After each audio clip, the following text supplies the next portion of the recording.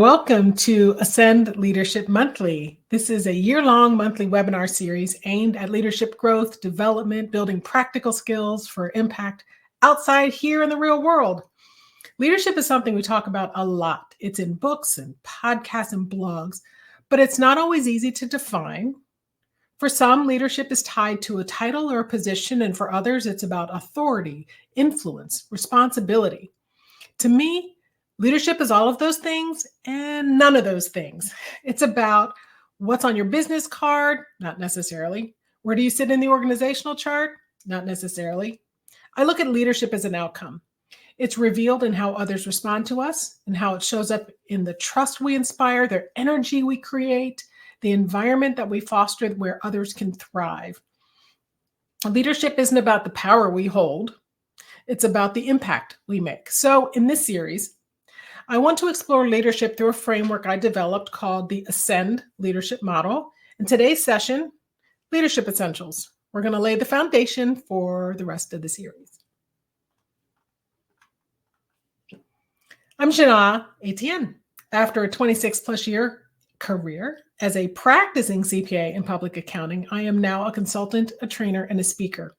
My work is centered on something I call fearless inclusion, which I define as the freedom to be yourself and the ability to create space for others to do the same. I develop trainings and workshops focused on the core skills necessary for driving organizational change starting within each of us. My programs revolve around 4 core elements: authenticity and intentionality, crafting culture, conscious communication, and bridging differences. My passion is helping individuals build deep connections, cultivate safety, and thrive as inclusive, mindful, and trusted leaders.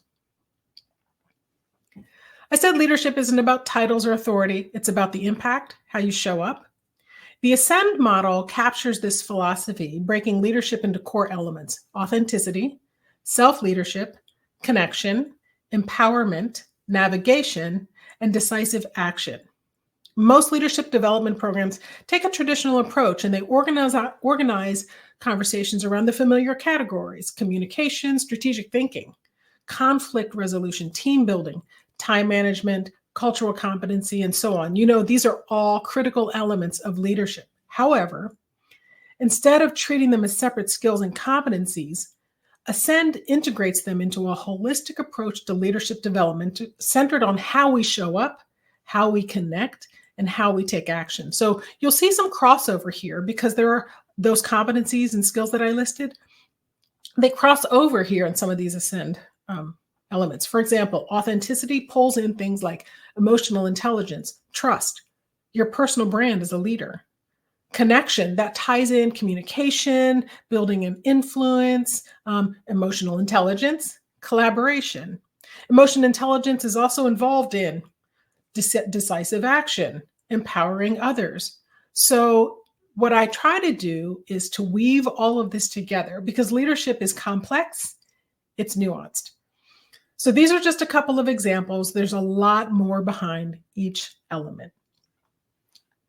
I always like to start these conversations with a definition. I think it's important to have a shared understanding, a foundation of language to build on what we explore when we look at leadership together over the next 12 months.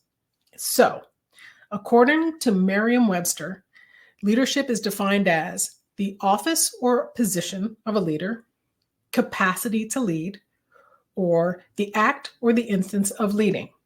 So leadership is a title, it's an ability, and it's an action.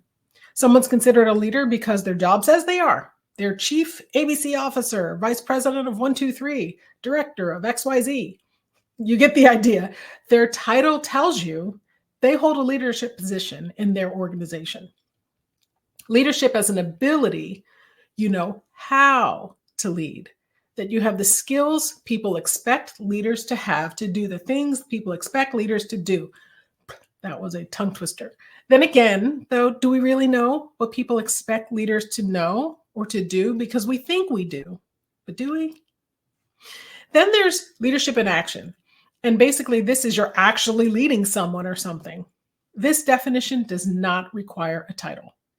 John Maxwell said, quote, "Leadership is influence, nothing more, nothing less." Peter Drucker said, quote, "The only definition of a leader is someone who has followers." So, like I said before, it's not just what's on your business card, it's how you engage with others and inspire leadership. You can have the title, you can think you have all the skills, but at the end of the day, true leadership is how others experience you. Now, one of the reasons it's difficult to put a specific finite list and describe what people expect of leaders is that leadership is both an art and a science.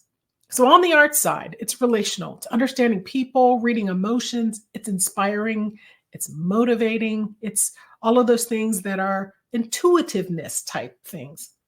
The science side, structure, creating processes, setting strategies, making data driven decisions. I don't mean to make fun of that. That's important to do. And some leaders naturally lean one way or the other. Maybe you're somebody who connects with people and easily can build that trust. Maybe you are more structured, you're analytical. Immediately I thought, I'm a CPA, but no, we're not analytical accountants. We're not analytical. But maybe you are.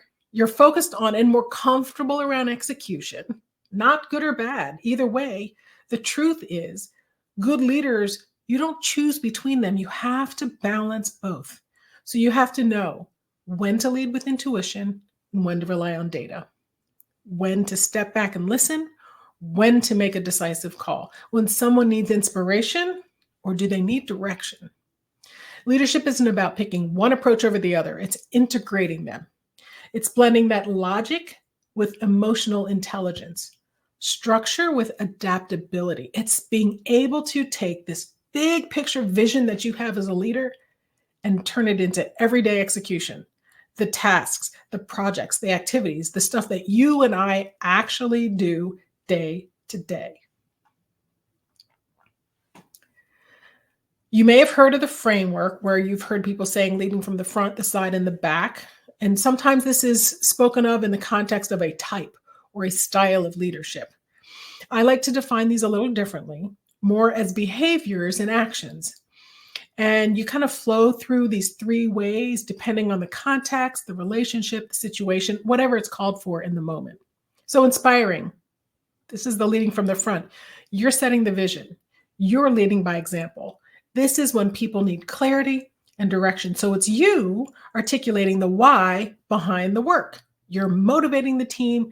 You are embodying the values that you want others to follow. And this definition, this view, is often the thing that comes to mind when people imagine leadership, but that's only part of the picture. Empowering from the side, here, your focus shifts to supporting and amplifying others. So this is where collaboration happens. You're a mentor, you're a coach, you're creating a space where people feel safe to contribute, where they can stumble and grow. It's not about telling people what to do, it's giving them the tools and building the confidence for them to lead in their own way. And then there's elevate. I don't like leading from behind necessarily. Elevate is really a role that's often overlooked, but it's just as important. So, what is it? This is where you step back and you let others take the spotlight. You're creating spaces for people to lead. You're recognizing their strengths and you're seeing their potential. You're then creating and providing opportunities that make good use of their talents in ways that's challenging for them, but it's not setting them up for failure. Sometimes the most powerful thing you can do as a leader is to lift others up and to step back and let them shine. Great leaders move fluidly between all of these roles, adapting based on the needs of their team or the situation. So it's not about being one. It's not a front, side, or back leader. It's a leader that can do all of these things. True leadership is about knowing where your presence will make the biggest difference. Sometimes that's that bold leader up front. Sometimes it's standing shoulder to shoulder with your team. And sometimes it's leading quietly from behind. I'm going to take a quick peek here at the Q&A because I want to try to take questions as we go along. And please drop your comments in the Q&A, and I'm going to try my best to keep my eye on them. Let me take a quick peek. All right. I just see comments. So thank you. Keep them coming. All right. Keep going. Self-leadership. Now, this is the starting point for being a good leader. It all starts, well, think of a house. And when you see somebody building a house, it takes a long time before you actually see any structure. And that's because they are spending a lot of time on the foundation. A house is only as strong, as stable, and secure as the foundation it is on. And that, my friends, is self-leadership. It's the starting point. So it starts with knowing where you are and where you want to be. It's having a clear vision of the person and the leader that you aspire to become, and then intentionally developing a plan and guiding yourself in that direction. And this isn't a passive process. It requires ongoing reflection, effort, the ability to course correct when you tried something and it's probably not working out the way you thought. Somebody perhaps recommended a strategy or a style of doing something and it just doesn't fit for you. Let me say this name. Dr. Maike Neuhaus, I think I said that right, describes leadership here. This is the quote on the screen, Dr. Neuhaus, the practice of understanding who you are. So she described it as the process of deciding or establishing the what, the why, and the how we undertake actions. And this last part is key because leadership isn't just about what we do, but the thought and the intention behind it. It's a big part of self-leadership, personal discipline. So it's how you show up every day, whether you're consistent, reliable, focused. That's what builds credibility with others. And people take those cues from how you carry yourself when they see you lead yourself in a particular way. Clarity, purpose, yes, but also kindness, humility, bravery. And these things create a ripple effect because people look to you. How you are is how they want to be. Now, think about leaders you admire. Chances are they didn't just focus on what they wanted to accomplish, they focused on who they wanted to become in the process. That is the essence of self-leadership. Leadership versus management. This is an important distinction because managers can be leaders and leaders can be managers. And sometimes these terms are used interchangeably, but we know they're not the same thing. Too often, I think the terms imply or are seen in terms of hierarchy, but this is not about ranking one above the other. It's about clarifying the difference between the two. Remember, just like when we looked at the definition of leadership, it was about getting a shared understanding of the terms for clear communication. So here's how I define them. Management is about systems, processes, and execution. Keeping things organized, deadlines are met, teams are staying on track. Leadership, it's about people, it's about influence, it's about environment. It's about how you show up and how other people experience working with you. It's the culture you shape through all of the actions so far that we've talked about. And a well-run organization needs both. Management ensures things get done. Leadership determines where we're going and how people are going to feel about it as we go. Great managers focus on efficiency and they're making sure things are completed correctly. A great leader is building clarity and confidence and creating that environment where all of us can be successful. So the best organizations don't have good managers and good leaders. They have both, and they're working together to create alignment, clarity, operational efficiency, so that we can collectively all achieve performance and profitability that we know we're aiming for. Now, before we dive into the rest of the big ideas, if you will, walking through the big stuff, I want to introduce a metaphor that we'll use to bring leadership to life: the soccer captain. Now, I know not everyone follows soccer, so I'm going to take a moment to explain the game. Soccer is also known as football in most of the world. It's actually the most popular sport around the world, and it is a fast-paced, continuous game, 2 teams of 11 players with one goal. One objective, I should say, and that's to get their ball in the opponent's goal more than the other team. So I want to get the ball in the net. It's that simple, isn't it though? But not really. The game is very dynamic.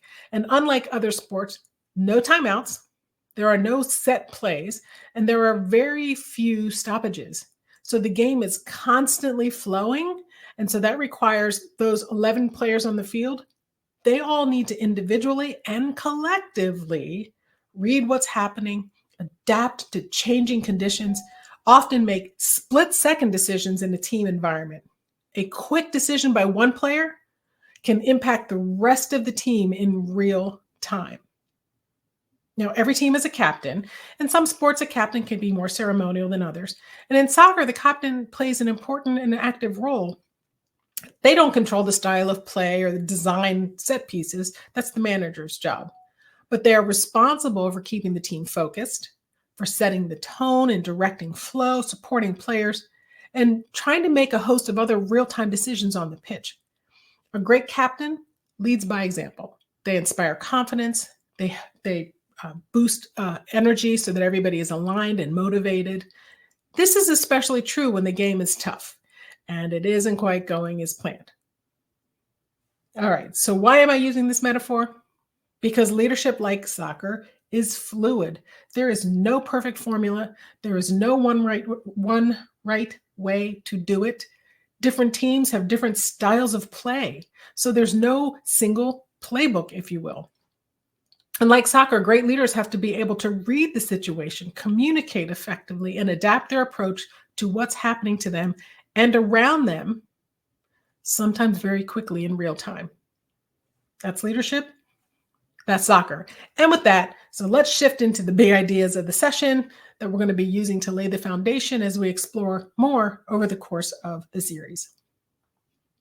So I've organized our discussion around these different aspects of leading a team. So we're going to start with the game plan, right? Every great leader knows that success doesn't happen by accident. It starts with vision. What do we see for us as a team? Strategy. How are we going to get there? Execution. That's the actual action plan, right? Earlier, I used the term manager in describing soccer. Sorry. The manager in soccer is the coach. But the manager also serves in an executive leadership role for the club. Now, I am a big Arsenal fan, so I'll be using them as an example. And for those of you who aren't Arsenal fans, do not hold this against me. Everything about the way Arsenal play. Are they an attacking team? Are they more defensively minded? The type of formation, their identity, all of this is set by Mikel Arteta. He is the manager. So in addition to the vision for the team, there's game strategy. So before any team ever steps on the field, Arteta and his coaching staff, they've studied the opponent for that game, their strengths, their weaknesses, and they've built a strategy that's specific for that game. A team can't go into every match playing the exact same way, just like a leader can't take a one-size-fits-all approach. So if you've ever been a leader in one organization and then you move to another organization, it's not copy and paste. What you have to do is adjust your style and strategy to fit the moment. There are different types of leaders, different roles, different levels, and they all have to work together. Think about the leadership team in a big organization. There's the CEO, and then there's the rest of the C-suite. Most of these key leadership roles, well, one of these leadership roles in a soccer team is the captain. And for Arsenal, that's Martin Odegaard. He leads the team on the field. So he's leading from within. The manager and the captain are both leaders, but their responsibilities, influences, and approach aren't the same. One focuses on strategy and one is really focused on execution. So leadership isn't about a single person making all the decisions. If you're a leader in your organization, especially when there are multiple levels of leadership in your organization, this is really about creating clarity and partnering with each other, collaborating and empowering so that everybody knows their role to how to bring this vision to life. And this is an important concept because in all of those organizations with multiple layers, it takes a coordinated effort to be successful.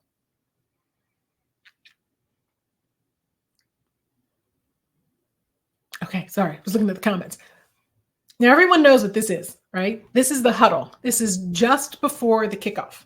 Hey, Jina, I'm sorry, I'm jumping in real quick. I moved some of the comments to the priority tab. Just want to make sure you saw them there. Yeah, okay, thanks. Let me pop over.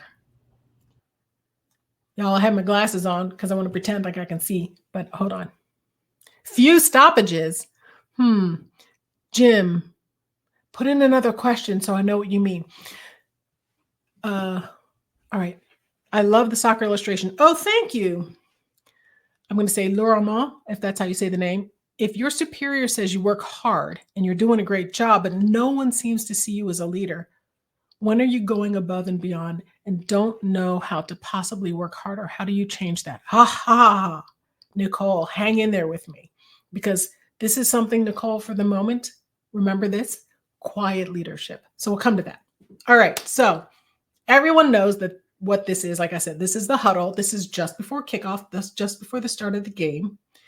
Now we're talking about the captain, okay? And the huddle is when the captain steps in and he calls the team together. He wants to create alignment, commitment, but it's not just about motivation.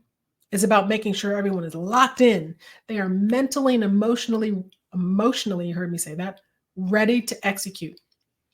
And at the center of this moment is trust. Players are trusting the strategy. They're trusting each other. They're trusting their captain. They're trusting that all their teammates will hold the line, support them, and push through the challenges together, and they'll shift as needed during the game. And if you watch closely a soccer game, you'll see that the captain is in constant communication with the team throughout the game while he's actively playing it. He's leading by example. This is true with leadership in organizations. A leader's credibility is not built on a single moment. It's built over time through competence, consistency, and connection. Trust is not just liking somebody and believing in their intent. It's about confidence in their ability to follow through, that they got your back, so to speak. Their track record is one of making sound decisions. Remember, I keep talking about this environment where people feel safe. It's where they feel safe enough to try, where they can be unsure, but they keep going. A team that doesn't trust each other second guesses decisions, they play it safe, they hold back. But when trust is strong, people commit fully. They bring ideas forward, they take smart risks, they step up. If you ask for help, people will raise their hand. So take, for example, an organization that's in transition. Maybe they've had a lot of departures, a lot of people left, intentionally or not, I don't know. Maybe they're seeing troubling signs in the industry that they specialize in, or maybe they're going through a restructuring. Either way, people are feeling uneasy. Questions are starting to swirl around the organization. This is where leaders need to call the huddle. It might literally be like a huddle where it's a all hands on or a town hall meeting. It could also be figuratively, where the leadership together puts together a communication plan for messaging the different stakeholders to keep them informed. The goal isn't just to share information, but to reinforce trust and to even restore it if it's broken, to make sure people feel aligned and valued. You know what I said at the beginning about the team locked in. Good leaders don't just talk at employees, they're engaging, they're listening, they're acknowledging concerns. And if that trust is broken, this huddle, or maybe the hands-on meeting, is a critical opportunity to repair, where leaders can build credibility by being vulnerable and open. It's okay to say, I'm not sure. And when a leader is brave enough to do that, it can really deepen trust across an organization. Now, plans don't always unfold the way we expect. And in those moments, the ability to read the situation and adjust is what separates great leaders from the rest. So here, the player isn't just reacting to what's happening around her, she's anticipating it. She sees the defender closing in, so she has to be ready. Always ready. 2 steps ahead. A great soccer player knows their position, and they're already adjusting their position to keep control of the ball. As I think I mentioned, I am an Arsenal fan, and I will tell you, watching Odegaard play is like watching soccer ballet, if there's even a thing. He's so fluid. He's a master at using micro movements to escape tight spaces and not just to score, but more often to set up his teammates. He makes some amazing passes that most of us don't see coming. And even more amazing, his teammates can sense his flow and anticipate the pass. So perhaps that's what she's doing here, She just evaded the tackle and is looking for the pass. Okay, one more thing about Odegaard. Last season, he had the most assists on the team, but he was the fourth highest goal scorer. So his success isn't just about individual performance, it's about making sure the team succeeds. So, this awareness and adaptability, because part of this is flexing with purpose and adapting in real time. Odegaard brings others into the game to set them up to perform their best. He'll make a pass so the other player can score. So, this adaptability isn't just about escaping pressure as the player. So, the movement you see here, maybe she's creating space for the team to win. Organizational leadership works in the same way. It's not just about having a strategy, it's staying present, reading the environment, making real time adjustments while staying true to the bigger picture. A leader who can't adapt gets stuck. They're reacting instead of leading. On the other hand, a leader who is too adaptable without creating direction could create chaos. So the key is knowing when to shift and when to stay the course. We can tie this back to the all hands meeting scenario because in moments of organizational uncertainty, people are looking to the leader to set that tone and provide that clarity. If the leader panics, if they hesitate, if they seem disconnected, organizational uncertainty can turn into organizational anxiety, that organizational chaos, if you will. But if leaders stay composed, if they can communicate transparently, even when the answer isn't clear or they're still working to figure it out, when they can do that and make those pivots with confidence, people are more likely to trust the process. They may not completely understand where they're going. Some may not even know what the plan is, but they trust the leader and they trust the leader will get them there and everything will work out in due time. How do they do this? They anticipate. They're not just reacting to the change, they're scanning the horizon, looking for shifts, staying ahead of those challenges. They stay composed because change is inevitable. When it comes to change, it's really not a question of if, but a question of when. Will they see it coming or will they be caught by surprise? So, like the player you see here, they flex with purpose. As I mentioned, they don't change directions impulsively. They assess, make strategic adjustments, and ensure alignment before pivoting. Sometimes it's a small tweak, and sometimes it's a big shift. Awareness and adaptability aren't just leadership skills, they're survivor skills. The best leaders don't react to change, they navigate it with clarity, composure, and confidence. And like this player, they use their adaptability to bring others into the game, ensuring that success isn't just personal, but shared. Speaking of composure and stress under pressure, when caught by surprise, in moments of uncertainty. Listen, it's easy to stay composed when things are predictable. Everything is great when everything is great. But pressure adds a whole new element. It's much harder to stay composed when plans fall apart, when tensions rise, when the unexpected happens, and when people are looking to you for direction. You're in the hot seat. How leaders respond in high stakes moments sets the tone for the team and how the team will respond. So in this picture, the player is in trouble. It looks like he's being tackled, he's being thrown off balance, and play isn't quite unfolding as planned. Actually, sometimes you can anticipate. You see the tackle coming. But notice what's happening. The player in blue actually appears to be kicking the ball over the foot of the attacking player. They aren't really panicking. At the same time, he might be bracing himself for the fall, or he knows exactly where he's going to go on his next move after the pass he's attempting to make is made. Because I promise you, he's already thinking about that next move. That's leadership under pressure. Respond, not react.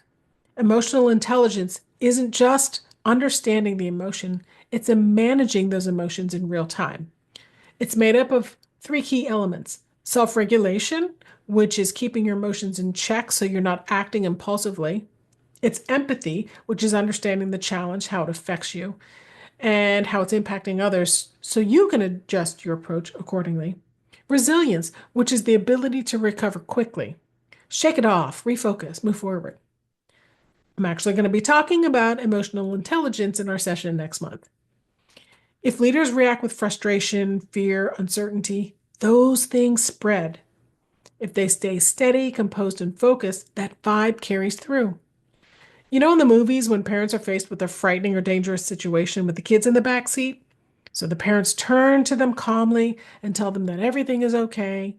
Their expression, their body language, and tone of voice convey safety, even though the kids know that things are not okay. Meanwhile, the parents are terrified. They hold it together for the sake of the kids, keeping emotions in check, not overreacting, and recovering quickly so they can get the family to safety. Once the danger passes, they can exhale and recover. That's where emotional intelligence makes all the difference. This is not about suppressing emotion. This is about channeling them effectively. A leader who stays composed under pressure doesn't ignore challenges. They signal clarity and uncertainty and help others feel steady even when things are chaotic. The best leader doesn't just keep their cool for themselves, they are keeping their cool so they can maintain an atmosphere of safety, support, and capability. The moments we've talked about so far, the huddle, adapting in real time, trust, composure under pressure, those all depend on one thing: preparation. Leadership isn't just about showing up on game day, it's the work that happens before on the training ground. So here are two players talking on the training ground. Let's assume the player on the left is the captain. Who knows what they're really talking about, but it suggests that what she's doing could be sharing an idea, offering feedback, being a mentor. She's sharing insights that can help her teammates refine their skills so that when the pressure's on, they're ready to go. Or, frankly, it could be her asking her teammate for a restaurant recommendation. But when it comes to direct feedback and skills development, frankly, that's what the coaching staff is paid to do: refine skills, build strength, improve play. They are providing overt guidance, feedback, etc. And some captains are big figures, but in Arsenal's case, Odegaard, I keep talking about him. He's more of a quiet leader. And this might be the case for many leaders. You serve as a role model for your teammates on and off the pitch. And leadership isn't always loud. Quiet leadership matters too. So for quiet leaders, teammates are watching how he trains, how they carry themselves, how they treat others, how they react in difficult situations, how they respond to pressure. Quiet leaders are leaders more by example than by overt guidance. Teammates learn by their example, not just by what they say, but what they do and how they do it. Earlier, when I said, do we really know what people expect leaders to know or do? I meant that as a collective, as if there's a specific list of things that people think leaders do. And when we master the list, we're leaders. In reality, how each of us view leaders is a little different. If we were playing Family Feud and they asked, name 10 things that leaders do, just like the different dictionary definitions, some people would just list words that describe their expectations of what they do based on job responsibilities, job title. Some would list things based on a specific skill or competency, their ability. And some, they might list things based on what they expect, how they expect leaders to behave, so their actions. So when it comes to leaders, people don't look for this so-called list. People trust what they see, not just what they hear. I mean, think about it. Do you know someone you consider a leader? Is it based on behavior, influence, style, a mix of those things? Does someone come to mind, that doesn't have a formal leadership title or role, yet you see them as a role model? Bill Gates said, as we look ahead into the next century, leaders will be those who empower others.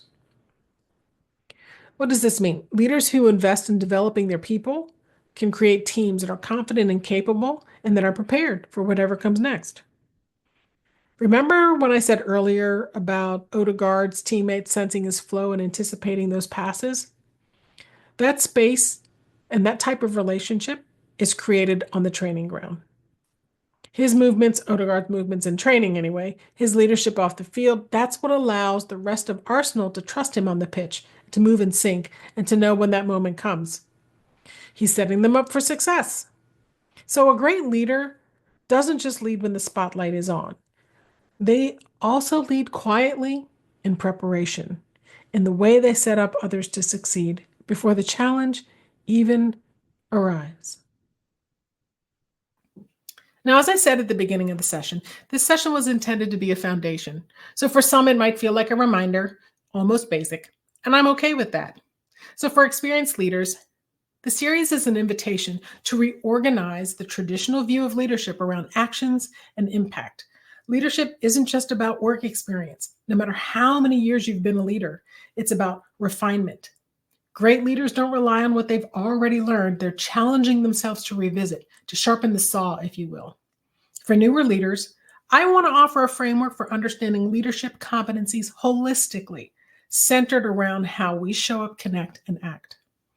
Now, you know the saying, practice makes perfect? I do not believe that. It is not true. Perfection is an unrealistic standard. I prefer the saying, practice makes progress. I think about the greatest athletes in the world. They just don't stop practicing the basics because they've reached the top. They refine them, they revisit them, they adjust as the game evolves. I don't know if everyone heard something that Michael Jordan said when he was emphasizing the importance of mental focus during free throws. He said, quote, I thought about all those times I shot free throws in practice and went through the same motion, the same technique that I used hundreds, thousands of times. So what he's saying is he's standing there in a game, getting ready to make a free throw, and he's thinking about the techniques he used in practice. He also said, quote, everybody has a talent, but ability takes hard work. And then there's my favorite. He said, I'm not out here sweating for 3 hours a day just to find out what it feels like to sweat. So what is he saying? He's practicing with purpose, knowing that what he did in training will show up in how he performs on the court. And he knew that it was practice that would define his performance. Practice makes progress. Leadership works in the same way. The fundamentals, self-awareness, adaptability, trust building, clear communications, empowerment, decisiveness, knowing how to be comfortably uncomfortable. These never stop being relevant. So remember, leadership isn't a milestone you reach, it's a craft that you continue to develop no matter how experienced you are. The work of leadership is never done. It's always good to revisit the basics over and over and over again. And so that's why this series exists, to create spaces to revisit, refresh, realign, and refine, all of which leads to growth. This player just scored a penalty kick. A penalty kick is one of those highest pressure moments in a game. It happens when a defending player commits a serious foul in their own penalty area. Wait, let me say that differently. So someone on the attacking team was fouled in that box you see, the big box, not the little one where the goalkeeper is. If you see that official toward the upper right of the picture, that line that he's standing next to, that's the big box that I'm talking about. So this is called the penalty box. It's about 18 yards wide, 44 yards long. And this is the area the goalie can use their hands. All right, so back to the scene, the result. The penalty kick is a one-on-one showdown between the kicker, so in this case, it's number 7, and the goalie. That's the player in yellow. The ball is placed on the penalty spot. You can kind of see it over there. It's 12 yards from the goal. It's literally a spot. And the goalkeeper has to stay on that line in the goal. They cannot move until the kick is taken. So the player taking the shot, they have one chance, one kick, no do-overs. There's nowhere to hide. Literally, the entire field stops. No other player is allowed in that box. So every eye is on the player taking the penalty. This is where composure matters most. Now, you might assume the team captain is always the one to take the penalty, but that's not the case. The best leader for this moment isn't necessarily the one wearing the captain's armband. It's the player best prepared to handle the pressure, the one who has earned the team's trust through skill and practice and consistency. Sometimes it's the captain, sometimes not. But in this moment, leadership belongs to the one who steps up, And don't be fooled. Teams practice for these moments. They don't happen often, but when they do, they have to be ready. So the team has to trust the player assigned to take the penalty kick. They trust the practice that player put in, and as a result of all of their preparation, when the player can stay composed, you get this result. They score the goal. That's what this series is all about. It's about building the skills, the mindset, and the reminders so that we can develop and maintain those habits to prepare us to lead in any situation. So if there's one thing you take away from this today, is that leadership isn't a single moment or a fixed skill. Now, here are a bunch of my takeaways. Leadership is a continuous journey of growth and refinement. That trust is what holds everything together, because without trust, success is fragile. Adaptability is what sets great leaders apart. Empowerment is key. Composure is not just about keeping calm. It's about setting the tone when it matters most.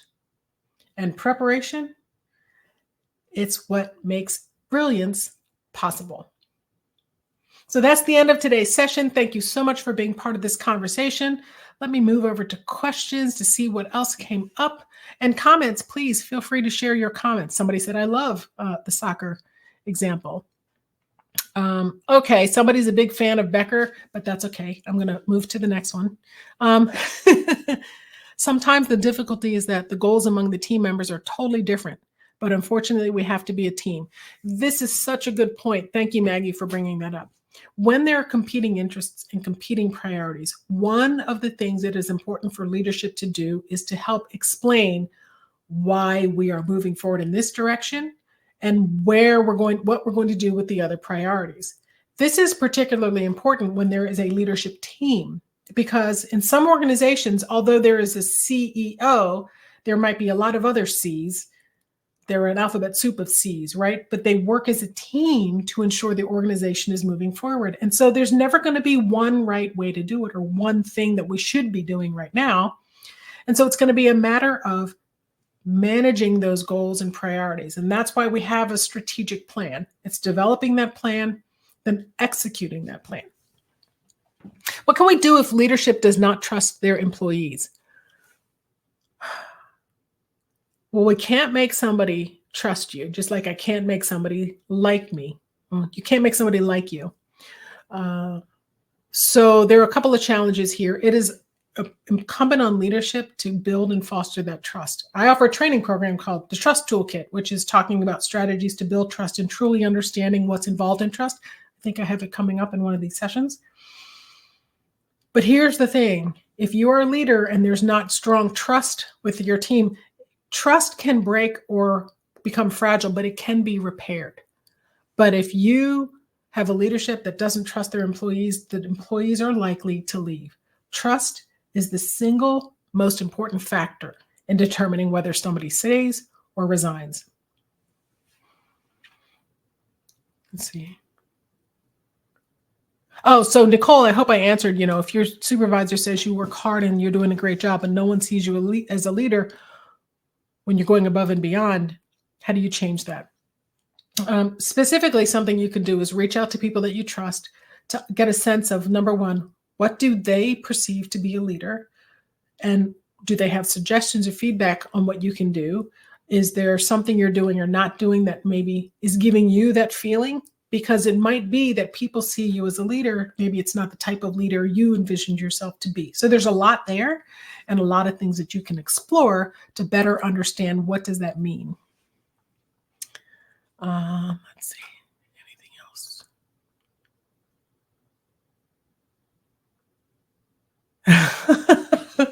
Sorry, somebody said goal. That's in the comments. So thank you very much. Somebody said, be realistic and verify everything before making decisions. Practice is the way to ensure your abilities. What else? Somebody said, I'm looking for a New Year's resolution related to leadership. So there you go. Join me every month. Yeah. Okay, fine. That's a soft sell, but still. Let's see. All right. So where are we then? A couple things. before I go, as I mentioned, this is a lifelong, this is a year-long series. And so I'm inviting you to join me on this journey because leadership, as I mentioned before, it's not something we learn once. It's something we refine over time. So that's why I created this monthly series as a space for ongoing leadership development, practical insights, and real conversations about what it means to lead with impact. In future sessions, I'm going to probably give you some handouts and I might even assign some homework. Not that I'm going to be able to see your homework, but I want you to have tools that you can walk away with. So we're going to meet the fourth Friday of every month from 3 to 4 Eastern. Each session will build on the fundamentals we talked about today and take a deeper dive into the skills and behaviors that make leaders effective. Next month, emotional intelligence. After that, building trust. Oh yeah, see, I told you, trust. I knew that was on the schedule. And then after that, confident decision-making. So I would love for you to join me. Same place, same time. Let's keep building this together. And one more thing, I just kind of threw this in there. It's not in your handout, but we're putting this together, Managing Stress, that's coming up on February 26th. Registration is not open yet, but keep an eye out for that. And if you're interested in learning more about the other programs that I offer, scan this QR code to get some time on my calendar or send me an email or message me on LinkedIn. Well, that's it, folks. Thank you again for being here. And let me see if there are any more questions. Any more questions or comments? Yes, some more just came in. We still got a couple more minutes here so everyone can earn their credit. So everyone hang tight and stay with us. I moved them to the priority. Oh my Lord. How do you deal with a narcissistic employee or a leader? Now, I do not have a magic wand. So that one is tough because you can't make other people change. That's just not how it works. So the best we can do is to manage self. And unfortunately, if it gets to a really difficult situation, you're the one that has to make the choice. So sometimes it's developing strategies to how to work with someone else. It's just like developing a strategy to work with somebody you don't like. Listen, we don't have to like each other, but we have to respect each other. And we have to have strategies to be able to communicate and work together effectively. And sometimes there's nothing we can do. And so we have to make a change. I just don't know what that change is. I'm not suggesting to quit your job, although I do know that sometimes that is the only choice we may find that we have. That's just a hard truth. Okay, what's next? How do you grow from a technical individual contributor to a leader? So part of growth in leadership is starting to understand the realities of leadership, because what sometimes happens is you start in an organization, you're learning to develop your skills. Maybe you've become somebody responsible for an engagement if it's public accounting, or you're given responsibility to lead a project. And you do so well on leading projects that they promote you into what on paper is a leadership position. Well, you're the same person, but now you have to be thinking more about vision, about strategy, about execution, about motivation, about inspiration, about connection, support, mentoring. These are all of the things that people used to be doing for you that now you should be doing for others. And that's not something you're going to develop overnight. So it's taking programs like this. There are programs you can take on Udemy. CPA Academy has a lot of programs you can take. Self-study. There's a lot that you can do. And so that's really what you can do as you move into leadership roles, is to understand that the dynamics have changed, the environments have changed, and the expectations have changed. And if you start to imagine, remember earlier I said, think of a leader, somebody that comes to mind, whether they have the title or the role. If you use that as your first example and start to think through what are the things in your mind that makes them a leader for you, the attributes and the qualities. I'm not saying make it a checklist, but if you make a list and then you do some real self-assessment and you can ask yourself, what do I have on that list? And now you start to develop that roadmap. Remember I talked about self-leadership, that roadmap to move you toward the leader you want to be. But it starts with you having a vision of leadership and understanding where you are. Let's see. What's next? How do you motivate, inspire someone to think outside of the box when you're extremely process-driven? Well, you can't make somebody else do something. So sometimes, and what's often going to be the answer here, you're going to hear me say this over the course of the year, is it's not about them, it's about you. So if you are the one that's extremely process-driven, it's important, remember the art and science of leadership, you have to be both. You have to flex. And So part of your job and growth as leadership is to learn more of the art side. And what you might find is it helps you connect with that person who seems to be more on the art side and draw them over to the science side. So I don't know how much more time we have, but I keep scrolling. We still have 5 or 6 minutes, so feel free. I did move some more over to the priority tab there for you. How do you deal with a leader? How do you deal with a leader that is almost seems he wants you to fail by tying you up in tons of meetings? Well, that's a hard one. Oh, wow, y'all, I need to have the how do you deal with the difficult leader questions, like that whole session. So I don't really know the answer to that. How do you deal with a leader that's almost seems to want you to fail by tying you up in your meetings? I can't say from personal experience that I worked with a leader like that. I can tell you in one role that I had years and years and years ago that I worked with a leader who seemed to be more self-interested. So it might have felt that way. So part of what you might need to think about doing, and I'm just ideating here, is to understand what they see as success and then try to give them that. Now, if you think they want you to fail by tying up a lot of your time, how can you build some efficiency? Can you start to agree on outcomes and measures rather than inputs? Like, I did this many hours, therefore I'm done, versus I achieved this. So these are just a couple of things that come to mind. I don't have any real checklist of strategies. I'm going to have to give that one some thought, though. Let me scroll back down. How can an administrative assistant show leadership?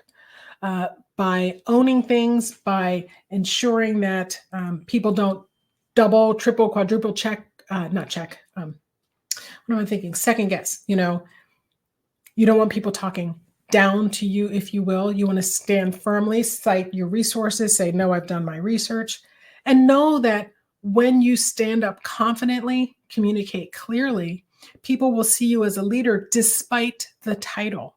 And it goes back to what I said earlier. If you think about when you think of leadership, what do those attributes look like? And then ask yourself, are you showing up in that way? So it doesn't matter your title. Leadership is going to be in your energy, your spirit, how you show up, how you communicate. How do we deal with a micromanager? We do not have time for that, but we will talk about that in an upcoming session, because micromanagement, sometimes it's an insecurity on the other person, and sometimes it's that person only understands process. They don't know outcomes, and they don't know of another way to do something other than the way they did it. So we'll have to think about some strategies so I can give some examples in a future session. I think I hit all of them. So I think we're good.